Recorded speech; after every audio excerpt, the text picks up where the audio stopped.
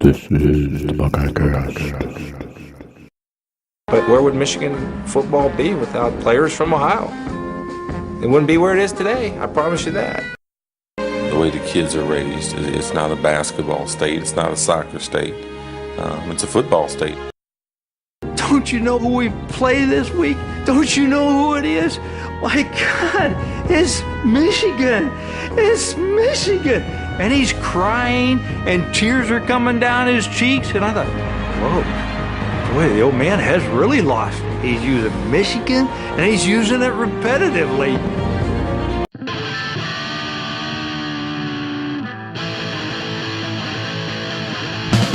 I hate Michigan, I hate Michigan, fuck the Wolverines. I hate Michigan, I hate Michigan, I hate Michigan, fuck the Wolverines. It is time! What's up, Buckeye Nation? You know what week it is. It is Beat Bitchigan week. Make Michigan your bitchigan. Let's go get him. I got Shawn up in Detroit coming with his unique perspective in the shithole up north, except for where you live, Shawn. It's not a shithole. Thanks. You can smell it from here, though. I bet. So let's get to it. This is Beat Michigan week. We are so fired up. We got an interview with Jim fucking Harbaugh, head coach of the University of Michigan. And hopefully you enjoyed as much as we did. We try to keep it respectful, but obviously our colors came through at some point, and we had to. Out of hand. What's that? Got a little out of hand, didn't it? It did. And I don't blame you, Shawn. I don't either. I blame you. Oh, damn it. So anyways, folks, you know how to get a hold of us, and always look for your TBC Extra Points, except for this week, where we are obviously releasing our podcast early with the holiday coming up. We got shit to do, and podcasting is not one of the priorities. So next week, after the Michigan game, I promise, Extra Points will be back, and we already penciled in our ticket for the Big Ten Championship game, right, Shawn? Oh, yeah. We won the East. Not that that really means much yet.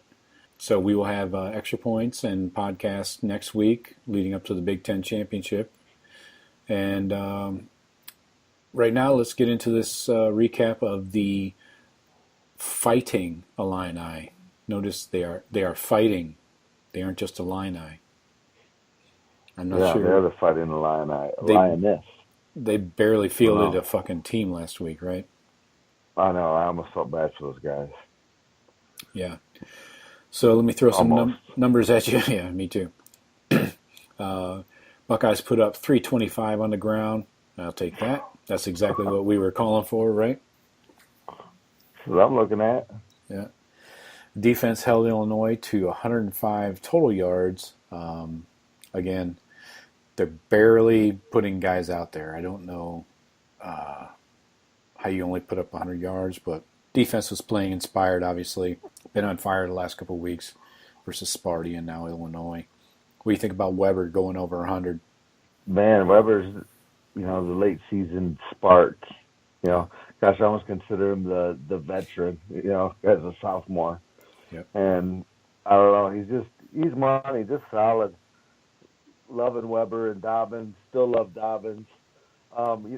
I'm not that impressed with Williams, and maybe he's not in there with the first team O-line, but he got a lot of carries, but there's no burst in him or something. Why can't he get it done like ever? His long run, 19 carries, his long run was 7 yards, and even that looked ugly. No, I think you made the point there that he's running behind the second and maybe third team O-line. Maybe. But he never makes a move, never does anything where I'm like, wow. He's not a dazzler. Yeah, he's just a battering ram. I'm not sure he has the tools of a JK or a Weber. Yeah, that's a great 1-2 punch. Mm-hmm. Michigan's supposed to be so good against the rush. We're gonna find out. Right. Yeah, I'm not sure they're going to be better than last year against the rush after they lost so many people. But yeah, 73 players for the Buckeyes got on the field. That's got to be some kind of record. 73? 73, man. I didn't even know we had 73 guys on the team. Wow. Yeah. And one highlight on offense was Paris Campbell. Got back in the groove after being out a couple weeks with the head injury and showing it off, Big time. Yeah. It was nice to get him back, and he said that he just didn't feel like he was into it until this week. Good to have him back. A couple of negative items, obviously the Haskins fumble that turned into a return for a touchdown was just sad to see. I mean, I swear he had forever. Like, he picked it up, looked around, couldn't believe what was going on, and took off, and there was like nary a Buckeye in the screenshot with him. Right. And that's what it was. I mean, everybody thought that Haskins could hang on to the ball. And Herb grabbed him by the fucking face mask later on after he threw that touchdown. Probably was a reminder, like, see what you can do when you hang on to the fucking ball and take care of it. But I going back to the Haskins fumble, I really disagree with putting the starters back in on offense when you're up 38-7. Yeah, that was weird to me. I'm like, what? Yeah. These guys had taken the tape off their hands, their ankles, everything. JT had taken off his knee braces. These guys had to, like, scramble to get back on the fucking field for something, for what?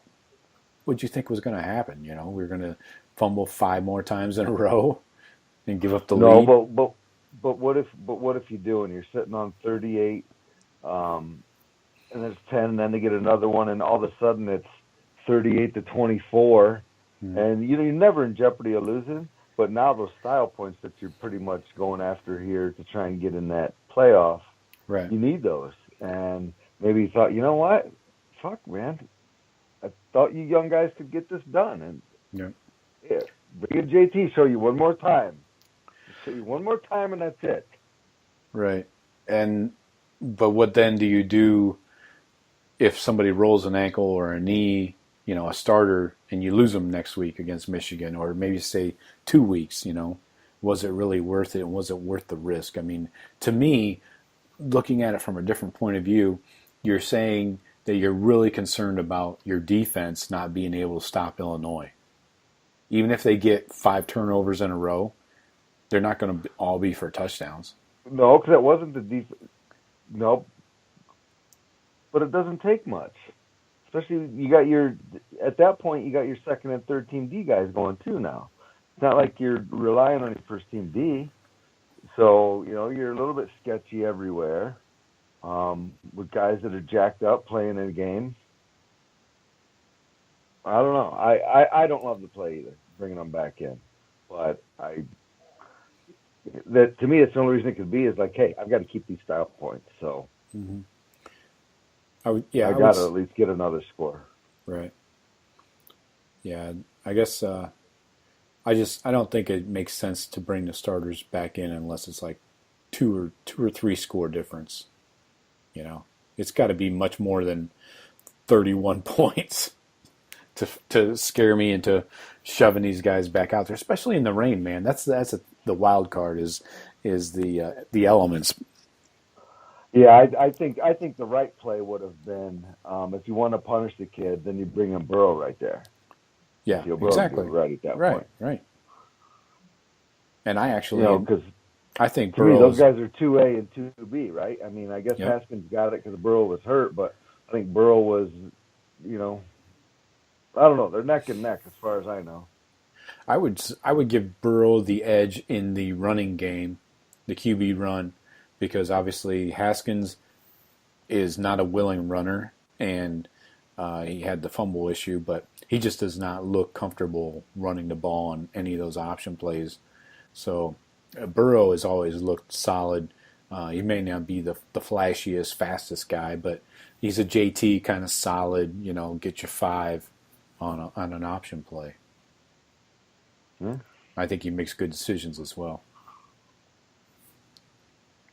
But the only other issue was, again, with 7 penalties by the Buckeyes.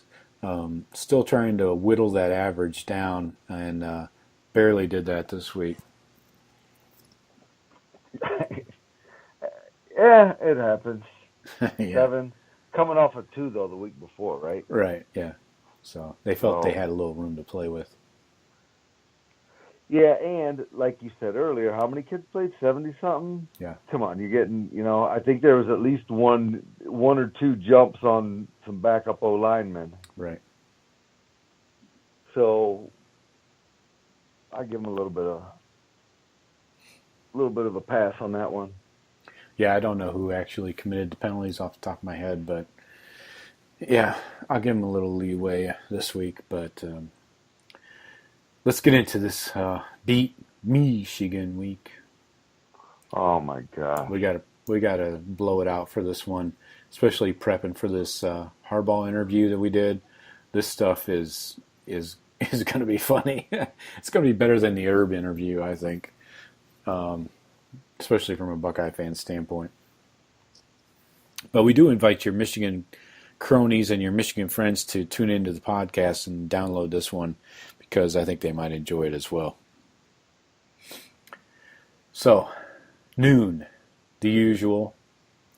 This is on Fox on Saturday, coming off of big Turkey Day a couple days earlier. Everybody is working out their digestion, maybe getting out there for a jog before the game.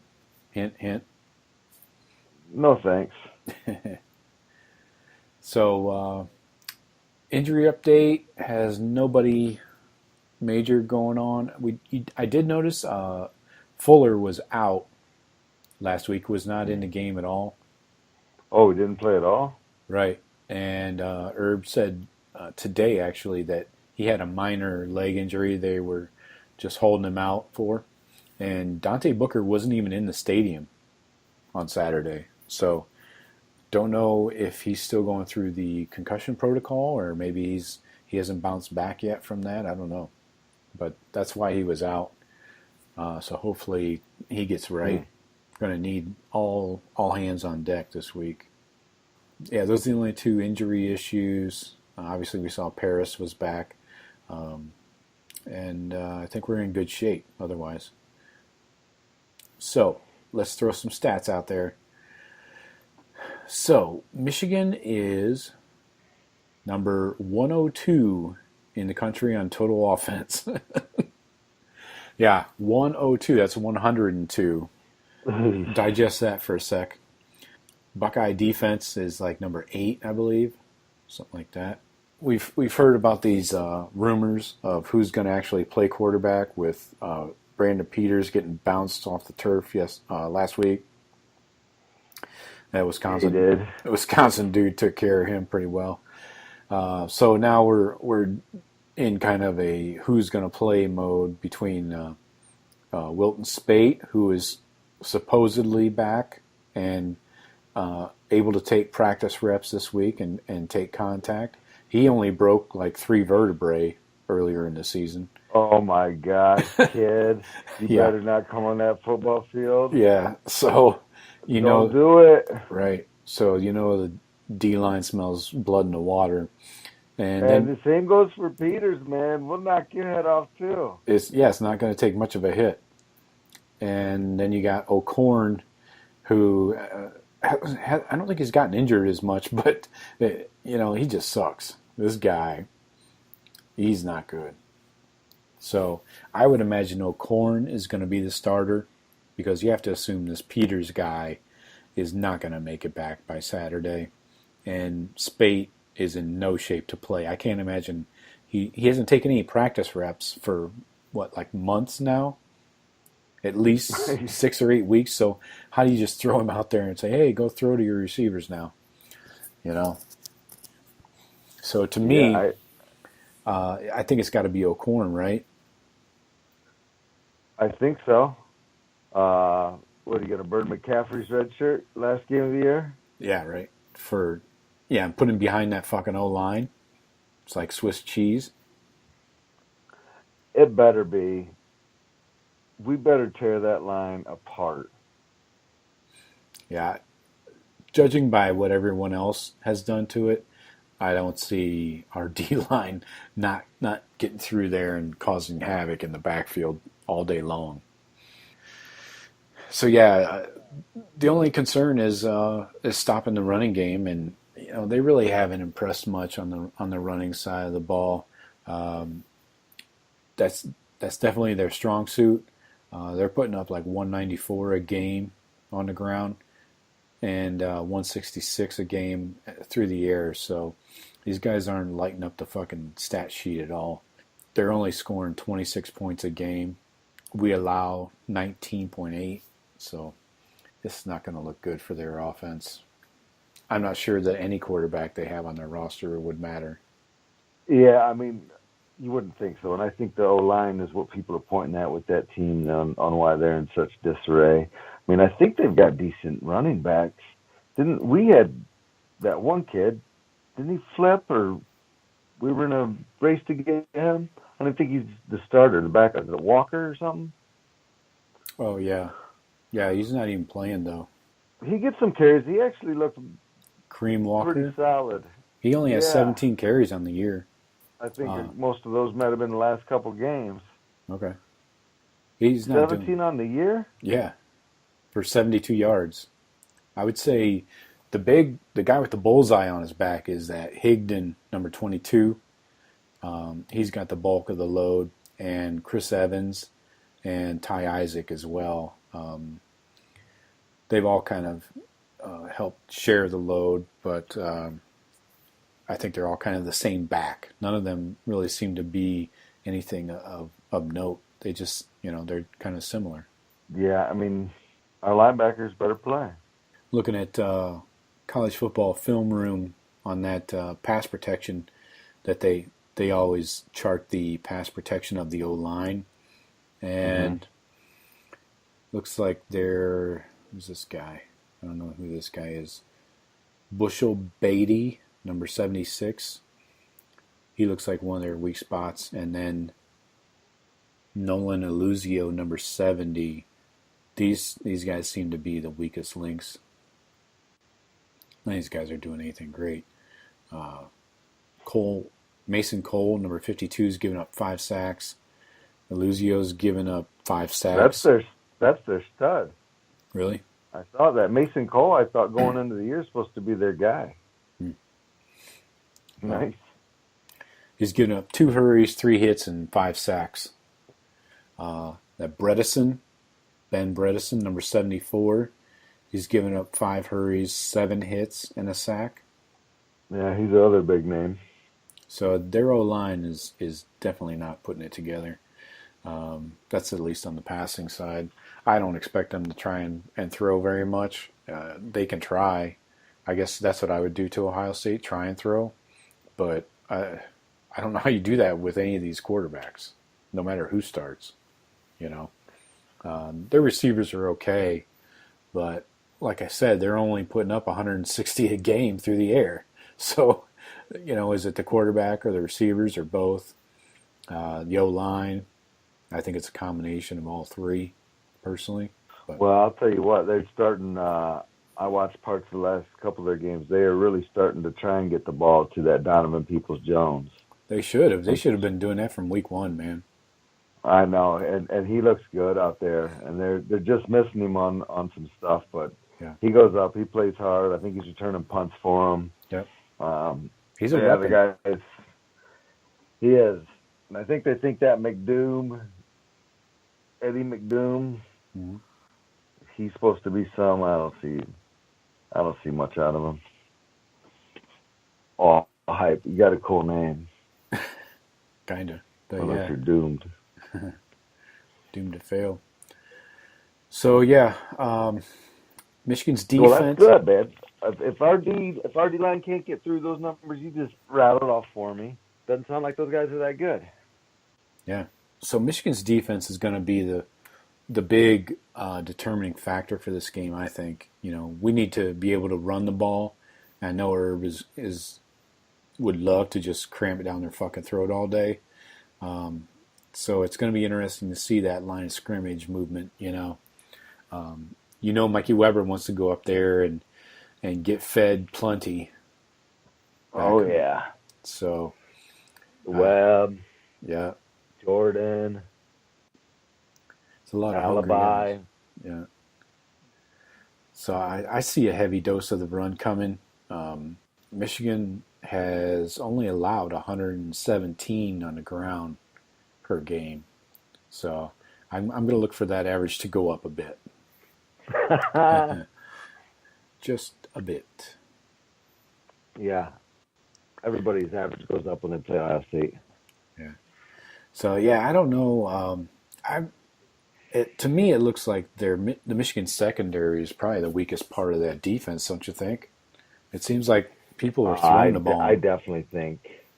I think Michigan they're real good up front and in the middle. I think their linebacker, whatever his name is maybe a little bit overhyped, but I just saw he's on the Buckeye or whatever watch list. So he's for real. He's kind of all over the place. He's kind of like that Peppers was, but better. Oh, wow. Can actually play football and isn't just hype. But again, he's a little bit undersized, I think. Probably, playing linebacker, probably 5'10", but 220, and he'll hit you. Mm-hmm. Just all over the place. Kind of like a Palomalo, I think. Okay. Yeah, But that, and they got that Gary, and who's that other guy? The white dude? He's okay. No, they got a tackler in there that's probably having a better year than Gary. The dude's for real. He's going to probably be a first-round pick, I'm guessing. Yeah, I can't find it. Anyway, it'll come to me.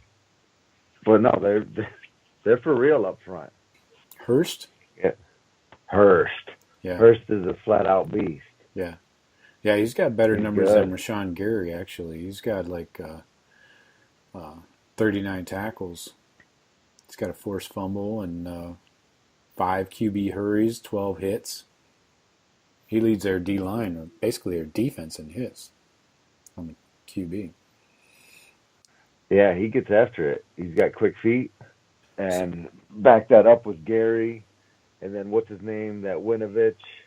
Mm-hmm. And is ever playing the other side for him. And that linebacker. McCray. I think he's a little bit overrated. He just made a quote. He doesn't want to end his career without beating the Buckeye. Yeah. Get ready for that. So, yeah, I think our biggest enemy is going to be the weather, honestly. Nothing on this Michigan team is worrying me whatsoever. It's a matter of what can we do in this frozen tundra.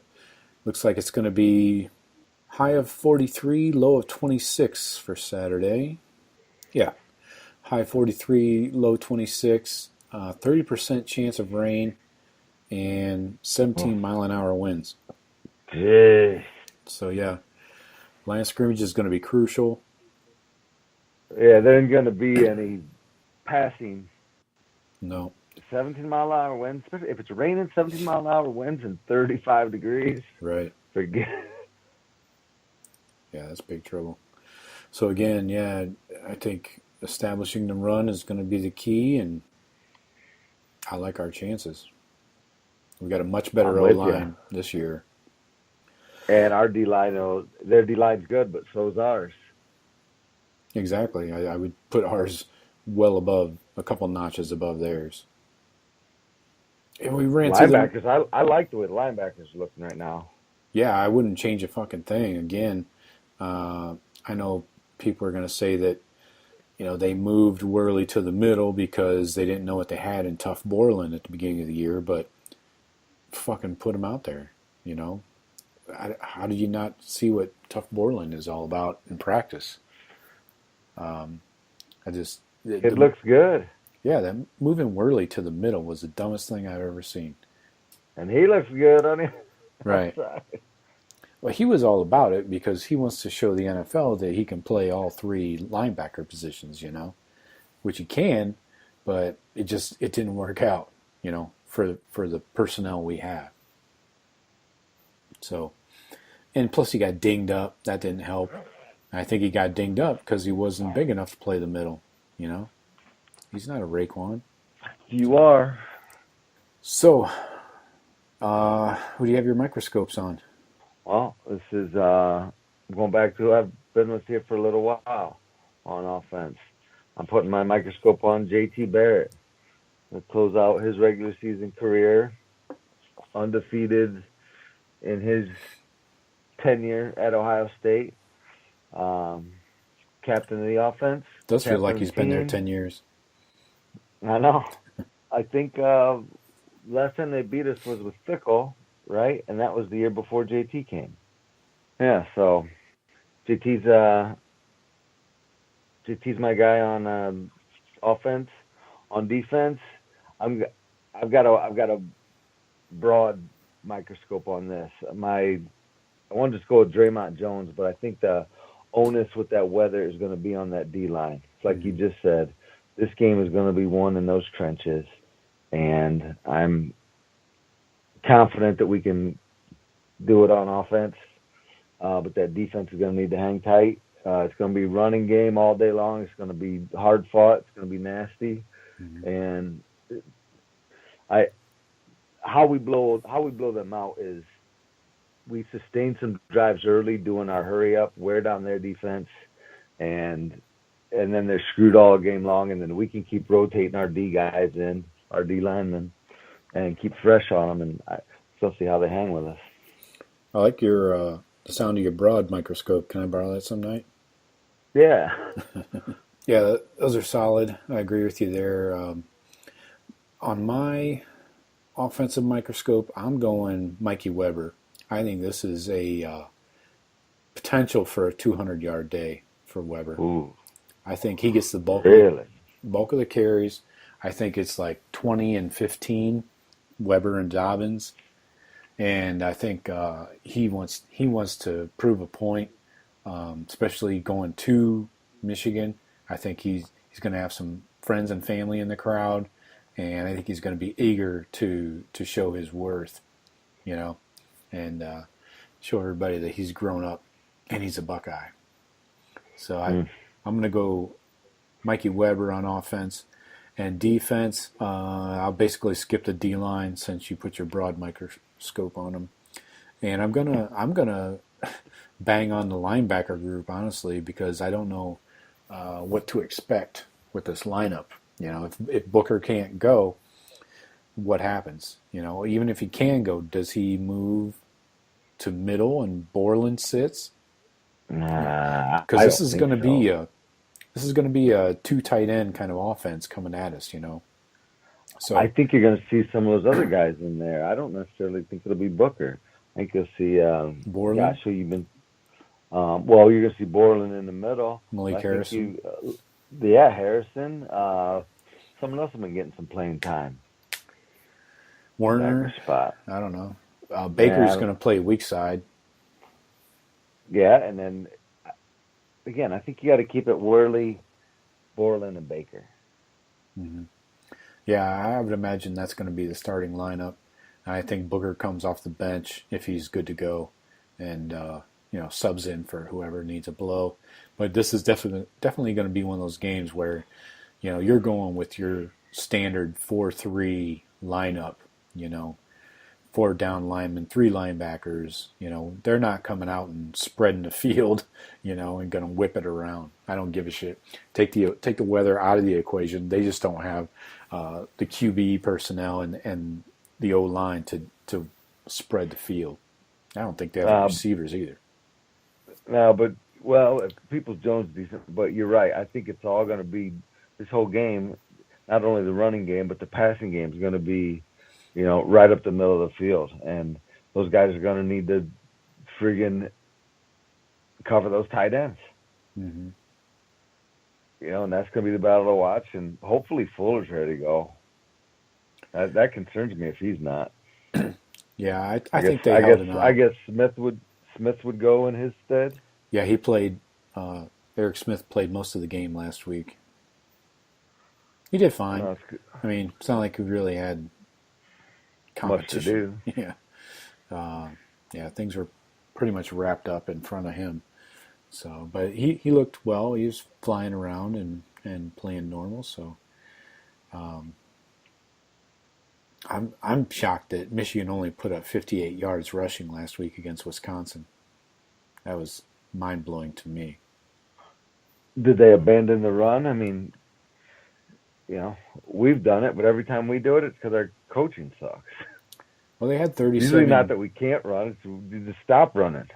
Yeah, I don't know at what point they probably they would have had to run more. When you think when Peters got bounced, I don't know.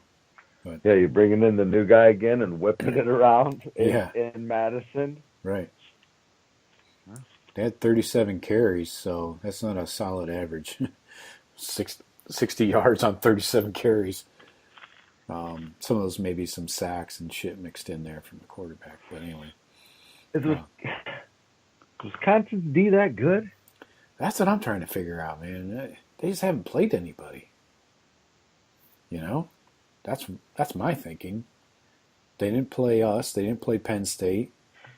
They just played Michigan.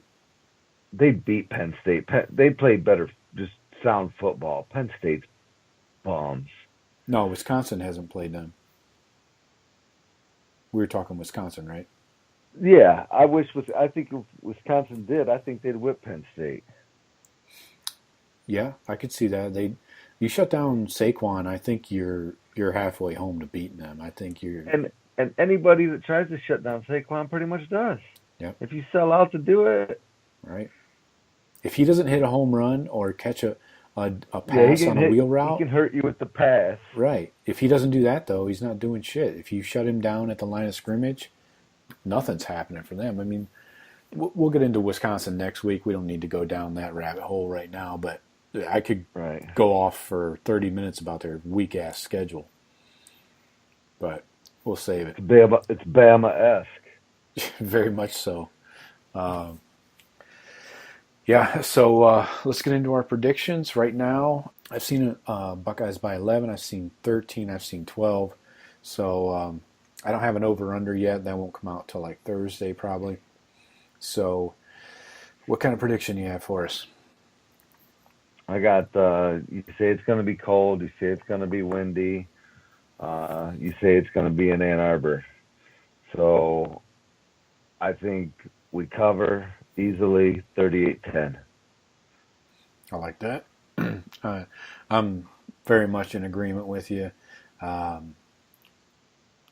was going to go a little less. I was thinking the weather's really going to slow the game down, and both teams are going to try and run it all day, so it's probably going to go fast. It's going to be one of those, continuous clock kind of games. Hopefully we don't have any weather delays or any silly shit like that. So I was going to go 24-6. I don't think they get in the end zone on us. I think they kick a couple field goals. They do have a good kicker, right? I've seen him make some decent kicks. He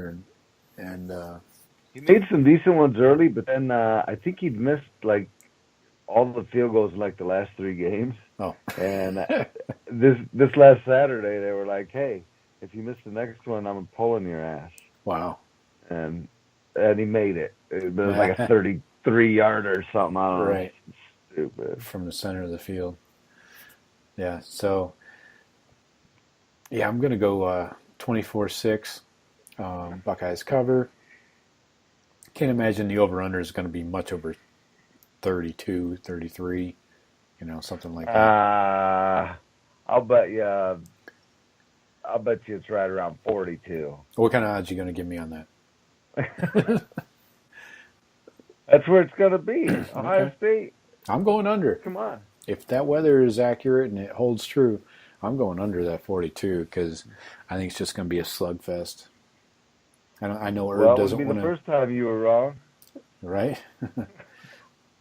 I think Herb's going to play it close to the vest and rely on Michigan to make their mistakes and probably rely on the Buckeye defense to keep them shut down. I think he's going to smash them and keep going play action late into the third when they're up by 5 scores.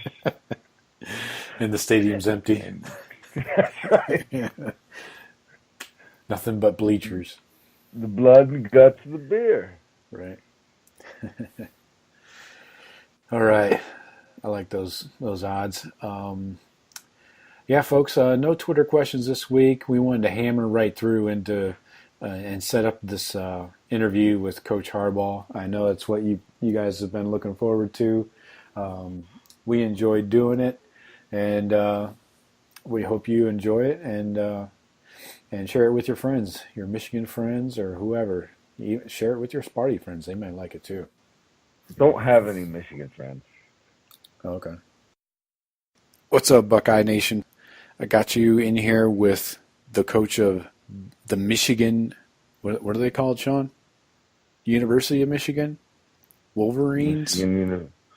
Something like that. Team Up North. Okay. We'll just call them the Team Up North. Okay, Buckeye fans. We got the head coach of the Team Up North. He agreed to come in and do this interview as long as we kept it respectful. So we're going to do our darndest to keep this respectful, right, Shawn? Absolutely. Right. Absolutely. So let's jump right into it. Coach, do you like Jim or Harbaugh or Coach Jim Harbaugh? We'll just call you Coach or Harbaugh or whatever. Thank you for joining us. We really appreciate it, and welcome to the Buckeye Cast. We're hoping to keep this respectful, so I hope you'll maintain that two-way street, even though neither Shawn or I respect you at all. I can't stand you. So that's where we're at. How do you feel about that? Well, first of all, thank you. It's my pleasure. Yeah, thank you. You're doing wonders for our ratings. So let's jump right into it with the questioning. We'll try and keep this short and sweet. I know you have quite the QB conundrum on your hands, and you need to get back to putting out the proper propaganda of who's not playing. So we're all football guys, me, you, and Shawn, and I think we have like a common ground that we can all agree on that can kind of break the ice and keep this loose. So me and Shawn love football, right, Shawn? I love football. Right. And you've, Coach Harbaugh, have played and coached so much football in your lifetime. I can't imagine.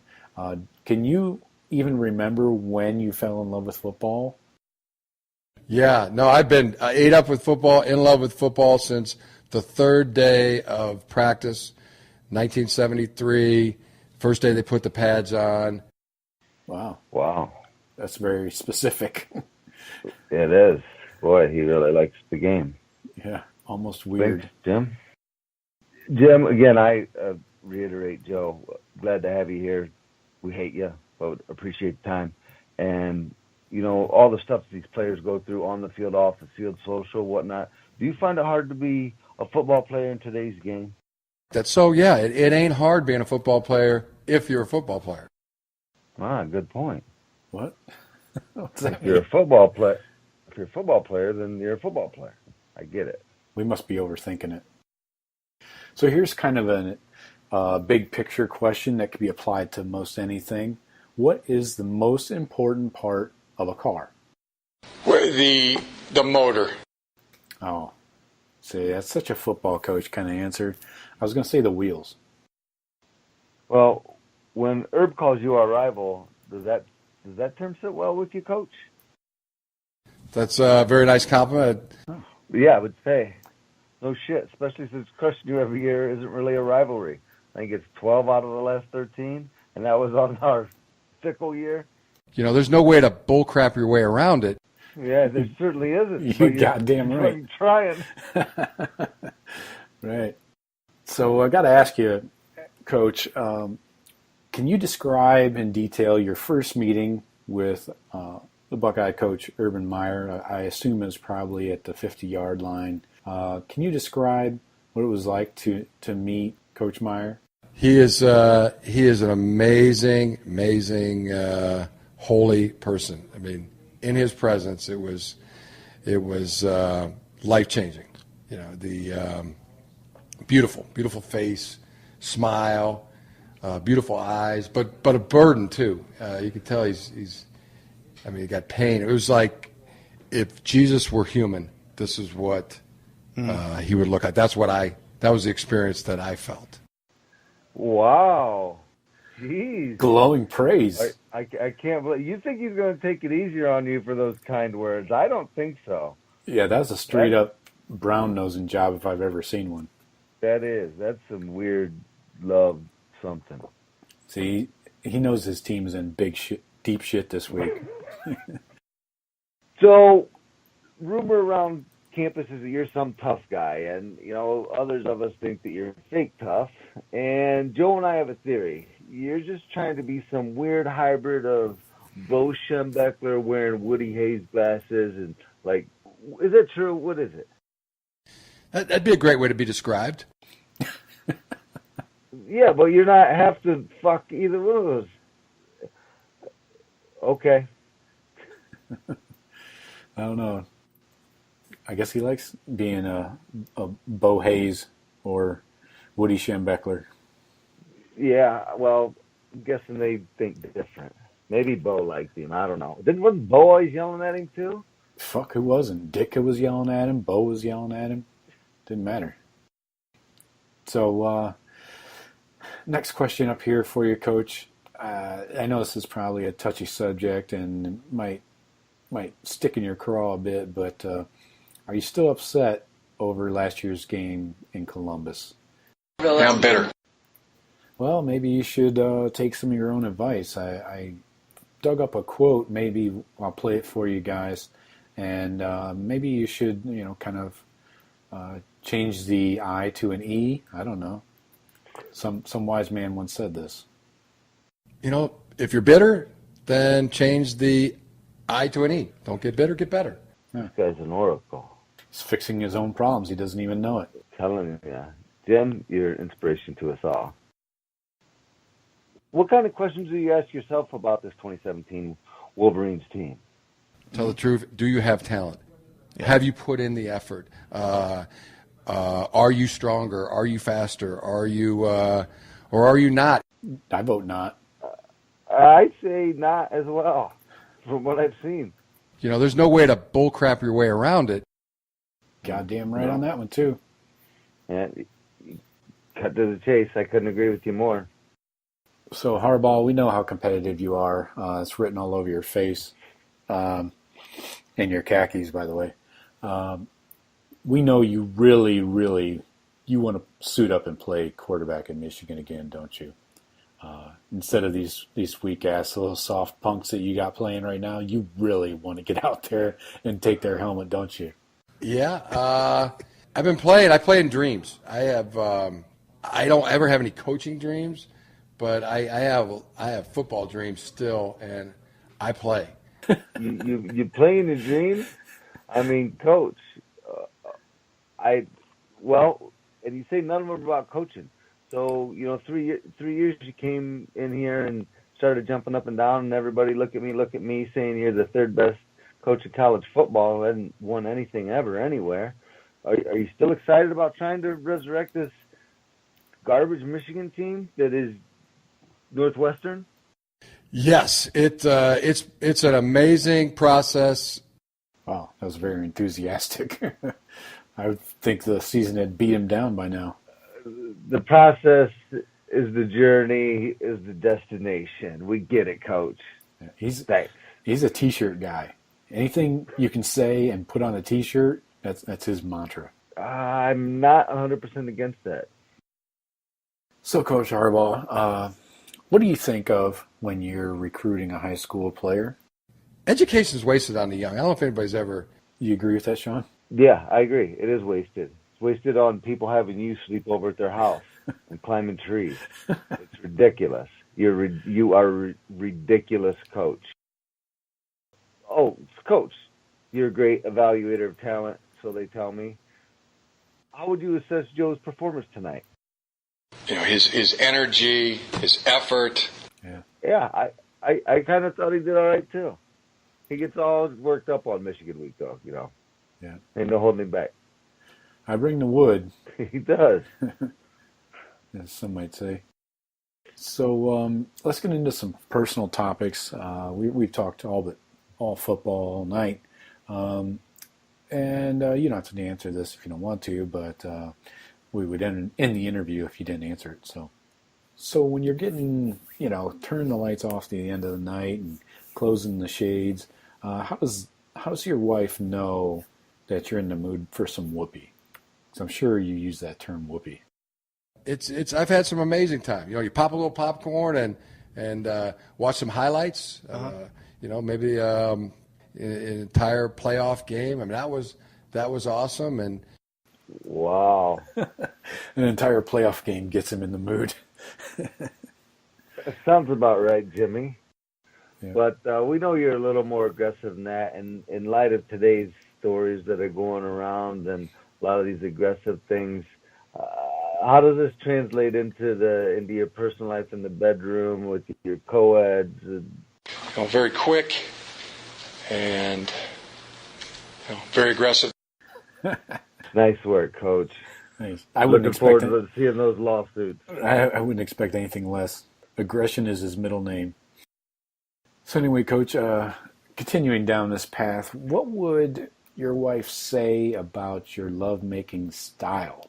If you could go inside her head, what would she say about how you make love? What are we doing this for? Why are we doing this? That's a good question. I thought we were asking the questions, but that's a good one. But is she satisfied? It goes into the category of easier said than done. I got you. I've been there. Right. I think I've existed in that category most of my life. You got to have like a name for your penis. I don't want to know the name, but if you could choose one word, or if you need to get into a description, that's fine. But I was hoping you could give us one word to describe your penis. Well, unique would be the word I would use. Unique? Why do you say that? It was hard. I know it, you dirty bastard. That's what I always say. It was. So on a lighter note here, Jim, we all know you're a big celebrity guy. Everybody knows Jim Harbaugh. We hear that you're friends with Judge Judy. What do you like about Judge Judy? Love Judge Judy. Nobody likes a big back like I do. I like a big back too, but who knew Judge Judy had that, Shawn? I didn't. She's always sitting down, but I can't see her behind the gavel. Right, and that robe is not doing her any favors. So, when you see somebody pick their nose and eat it on, how do you know you saw what you saw? You know it when you see it, and you see it you can see it day after day. You see it day after day. So, Coach, what do you think the odds of you beating Ohio State this weekend are? Do you think Ohio State will rush for 300 yards on you? Okay, thank you. Well, thank you for your time, Coach, and I'd wish you luck on Saturday, but I'd rather not. Maybe you just go fuck yourself. Have a nice day. So anyway, Buckeye fans, enjoy the game on Saturday. Get your fill of turkey and vittles on Thursday, and be fueled up and ready for a noon ass kicking. Can't wait to see the Buckeyes. Going to be out there in the next version of the alternate uniforms, all white. Have you seen those, Shawn? I have. I've seen the mock-ups. Look like it's going to be pretty cool. Yeah. I'm starting to get into. I can dig some of this new stuff. I didn't like it for a while, but some of the stuff looks good. I don't get too crazy with it, but like when you go solid black or all white, silver, gray, anything like that, yeah, I think it looks nice. They did the all whites like 2 years ago, a different style, but very similar, like all white uniforms up in Ann Arbor. Seem to remember that working out well. Well, everything's worked out well as of late. You can put them out there in pink fucking jerseys, they'll beat Michigan. Right. So anyway, folks, thank you for joining us tonight. We appreciate you listening, and we're very thankful for all of you. And please join us on social media at the Buckeye Cast. Visit the website, thebuckeyecast.com. And if you want to do us a big favor for the holiday season, Shawn, where do you shop? Just kidding. No. Please subscribe and leave us a 5-star review. That would go a long way to helping us get the word out and spread us throughout the podcast universe. Good show, Henry. I will talk to you after the game. All right. Peace. Go Bucks. Go Bucks. I